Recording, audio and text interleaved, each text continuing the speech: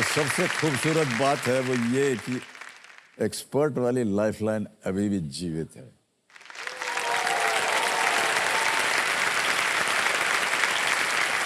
हमको ये बोलने में बहुत कम अवसर मिलते हैं कि अगला प्रश्न जो है आपका वो होने वाला है 1 करोड़ पॉइंट्स का।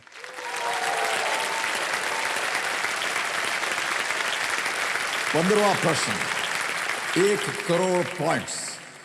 माइक आपके स्क्रीन के ऊपर ये रहा।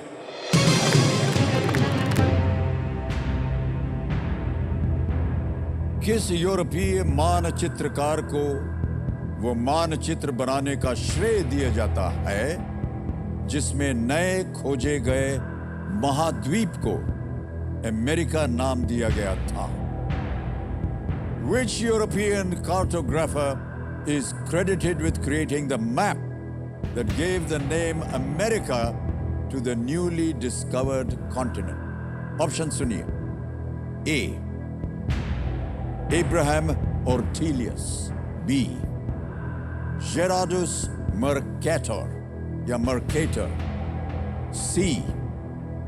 Giovanni Battista Agnesi. D. Martin Wald Simula. Sir America का नाम तो अमेरिगो वेस्पुची के नाम पर पड़ा है, लेकिन सर ये नाम किसने दिया?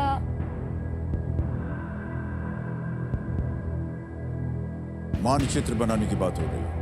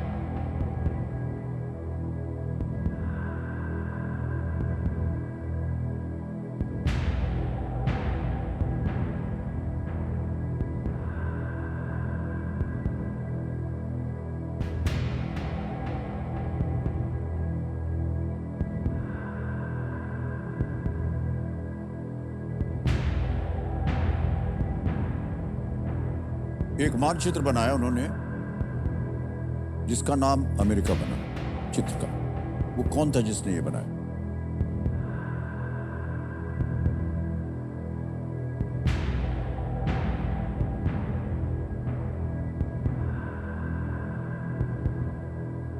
सर लाइफलाइन लेंगे? ऑलराइट। कमिश्नर महाशय, आखिरी लाइफलाइन है आस्क द एक्सपर्ट। इसको अंकित कर दिया जाए और वीडियो कॉल लगाया जाएगा अर्चना।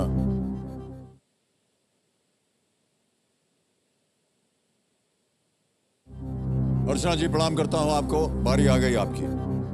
बहुत ही अहम समय पर आई है और एक प्रश्न अभी जो है वो आपको माइक पढ़ के सुनाएंगे।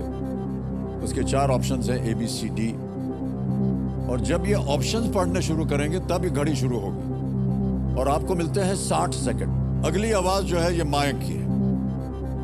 Good evening ma'am. Which European cartographer is credited with creating the map that gave the name America to the newly discovered continent? A. Abraham Ortelius. B. Gerardus Mercator. C. Giovanni Battista Agnesi. D. Martin Waldseemüller. Mayank, एक तो मैं स्तब्ध हूँ आपके level of knowledge और आपके confidence से। मैंने नहीं देखा इस लेवल का, और सीनियर जो क्विजर होते हैं वो भी इस लेवल के नहीं होते हैं। So congratulations and congratulations to your parents. इसका आंसर है मार्टिन वाल्डर्सम्यूलर। तो कोलंबस ने वैसे फर्स्ट यूरोपियन भी नहीं है, वो तो वाइकिंग्स गए थे 1000 के आसपास, पर फर्स्ट जो समझ में आई कोलंबस थे। पर तो कोलंबिया कई लोग सोचते थे नाम होना चाहिए, पर कोलंबस कभी समझे नहीं कि एक नया कॉन्टिनेंट है। तो मेरे को वेस्पूची समझे थे, वो शायद 1500 ये कैसे में कुछ गए थे, कोलंबस 1490। Thank you ma'am. तो Walder Smith. Sir please lock option D, Martin Waldseemuller. राय मिली है कि डी मार्टिन वेल्डसिमुलर पे ताला लगा दिया जाए।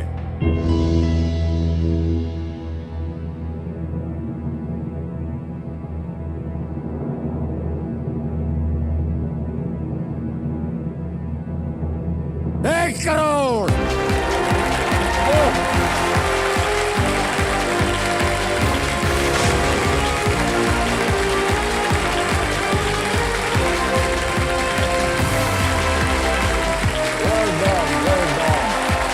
क्या बात है।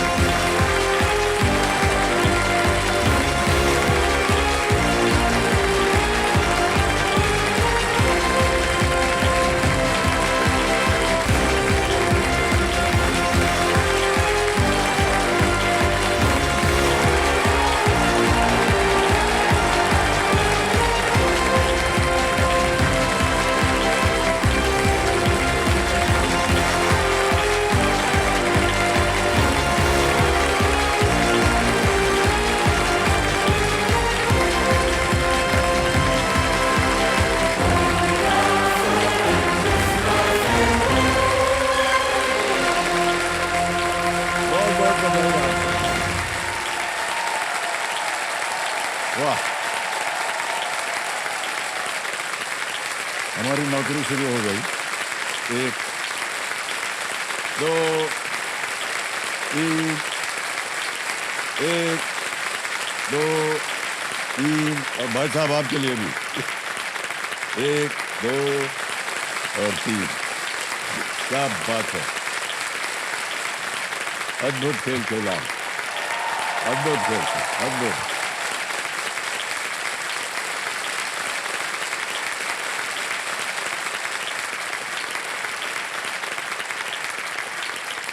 बहुत बहुत बधाई आपको।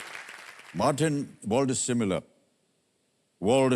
द्वारा 1507 में बनाया गया था मैप। इस नए कॉन्टिनेंट को अमेरिका नाम देने वाला पहला मैप था ये, और उन्होंने नए कॉन्टिनेंट का नाम अमेरिगो वेस्पूची, इसके बारे में आपने भी कहा अभी, के नाम पर रखा, जिनका ये मानना था कि अमेरिका एक नया कॉन्टिनेंट है। Well played Mayank, 1 crore points जीत लें। बहुत बहुत बधाई। देखिए सर, आप देख रहे हैं कि ऊपर नीचे पूरा इतिहास इनको मालूम है। गेस वर्क की बिल्कुल संभावना नहीं है।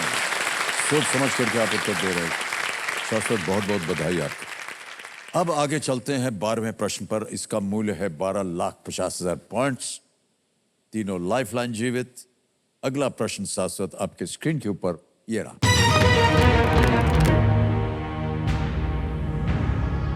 दो 2023 में नई दिल्ली में आयोजित अंतर्राष्ट्रीय संग्रहालय एक्सपो के शुभंकर के रूप में इनमें से किसके एक बदले हुए संस्करण का उपयोग किया गया था? A modified version of which of these served as the mascot of the International Museum Expo held in New Delhi in the year 2023? Option सुनिए। A. Dancing Girl of Mohenjo-daro. B. Elephanta statue. C. Nataraj statue. D. Ashok Lion Capital. A. Mohenjodaro की नर्तकी। B. Elephanta की मूर्ति। C. Nataraj की मूर्ति। D. Ashok Singh स्तंभ। सो इसका तो ए और B में डाउट है, लेकिन इस स्तर पे आके मैं रिस्क नहीं लेना चाहूँगा। सो मैं अपनी लाइफलाइन यूज़ करना चाहूँगा, ज्ञानास्त्र। ज्ञानास्त्र, ऑलराइट। ज्ञानास लाइफलाइन को अंकित कर दिया जाए कंप्यूटर महाशय। शाश्वत, जैसा कि आप जानते हैं, इस प्रश्न को हटा दिया जाएगा और एक नया प्रश्न आएगा आपके सामने। इससे पहले कि हम वहां जाएं, पहले इस प्रश्न का सही उत्तर बताना होगा। किसी एक को गेस कीजिए। Sir A. A dancing girl of Mohenjodaro पे ताला लगाया जाए।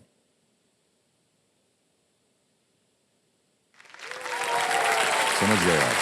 सर अगर आप खेलते तो ये सही उत्तर होता। Dancing girl of Mohenjodaro international museum expo का मैस्कॉट चन्नापट्टनम कला शैली में लकड़ी से बनी डांसिंग गर्ल का एक कंटेम्पररी वर्जन है। डांसिंग गर्ल की मूर्ति ब्रॉन्ज से बनी हुई है और ये लगभग 4000 वर्ष पुरानी है। Indus valley civilisation. Dancing girl of Mohenjodaro. Alright, अब इस प्रश्न को पलटा जाएगा और जैसा कि आपने कहा था कि आप जो नया प्रश्न है उसका जो विषय आप मांग रहे हैं वो है जियोग्राफी। Okay, alright. तो ये जो प्रश्न था ये गायब हो गया है और अगला प्रश्न डालने के लिए आपको वो मंत्र बोलना होगा। बोलिए। अल्टम शल्टम प्रश्नम पल्टम। पलट दिया जाए प्रश्न। जियोग्राफी के आधार पर अगला प्रश्न आ गया है। इनमें से किस देश की सीमा दुनिया के किसी भी समुद्र या महासागर से नहीं लगती है? Which of these countries does not border one of the world's seas or oceans? और आपके ऑप्शंस ये रहे आपके सामने। A Albania, B Bolivia, C Senegal, D Nigeria. Sir Albania तो न नहीं सी होगा। न ओशन। अल्बानिया तो नहीं होगा, वो तो लगता है हमारा यूरोप में कैरिबियन के आसपास है, वो अल्बानिया तो नहीं होगा। नाइजीरिया या something like that.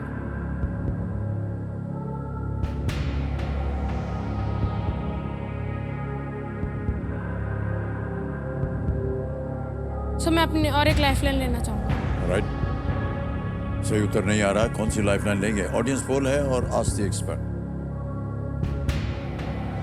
Sir ask the expert. Ask the expert lifeline लेना चाह रहे हैं, इसको अंकित कर दिया जाए। हम चाहेंगे कि वीडियो कॉल लगाया जाए कर्नल वेम्बू शंकर जी को।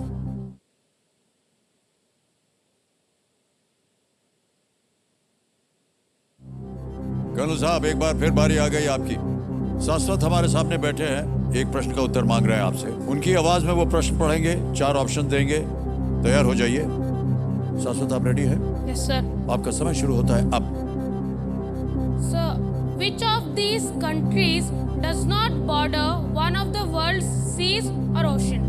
Option A Albania, option B Bolivia, option C Senegal, option D Nigeria. Okay शाश्वत, फर्स्ट ऑफ ऑल बहुत अच्छा खेल रहे हैं आप, बहुत कॉन्फिडेंटली खेल रहे हैं। ऐसे कंट्रीज को लैंडलॉक कंट्रीज बोलते हैं। मैं एक लैंडलॉक कंट्री में रह चुका हूँ, भूटान बोल के। तो उनके बारे में जब लैंडलॉक कंट्रीज के बारे में बात कर रहा था तो मैं पढ़ाई किया था। तो साउथ अमेरिका में जो बोलिविया है वो एक लैंडलॉक कंट्री है, जो ये क्राइटेरिया है कि ये कोई बॉर्डर नहीं है सी या वर्ल्ड सी या ओशंस का। सो आप South American country Bolivia B option में जा सकते हैं। Thank you very much sir. Sir मैं एक्सपर्ट के साथ जाना चाहूँगा। सर ऑप्शन बी बोलिविया को ताला लगाया जाए। ऑप्शन बी बोलिविया पे ताला लगाया जाए कह रहे हैं कर्नल साहब। Well played colonel, is the right answer. Thank you sir. धन्यवाद दे दीजिए। Thank you. ऑलराइट, अब आएगा 13वां प्रश्न और मूल्य है इसका 25 लाख पॉइंट। 13वां प्रश्न 25 लाख पॉइंट। शाश्वत, आपकी स्क्रीन के ऊपर ये रहा।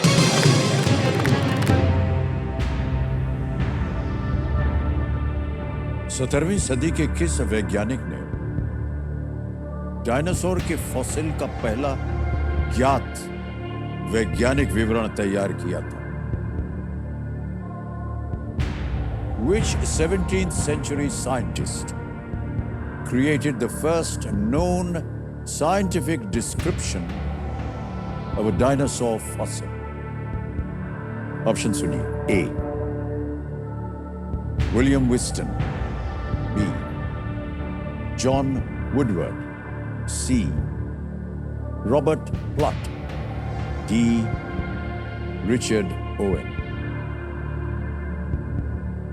सर इसका कोई आइडिया नहीं है सर, सो मैं अपनी आखिरी लाइफलाइन ऑडियंस बोल लेना चाहूँ। ऑडियंस पोल लेना चाहेंगे? ऑलराइट, आखिरी लाइफलाइन ऑडियंस पोल, इसे अंकित कर दिया जाए और ऑडियंस आपकी बारी आ गई और आपका समय शुरू होता है अब।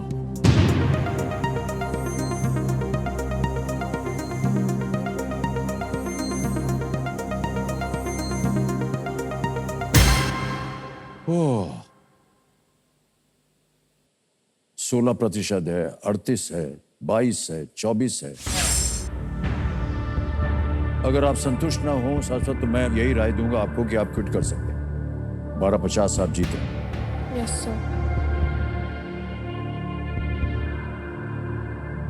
Sir I will quit. You'll quit? Yes sir. Alright. मैं ऐसा मानता हूं कि आपने सही निर्णय लिया।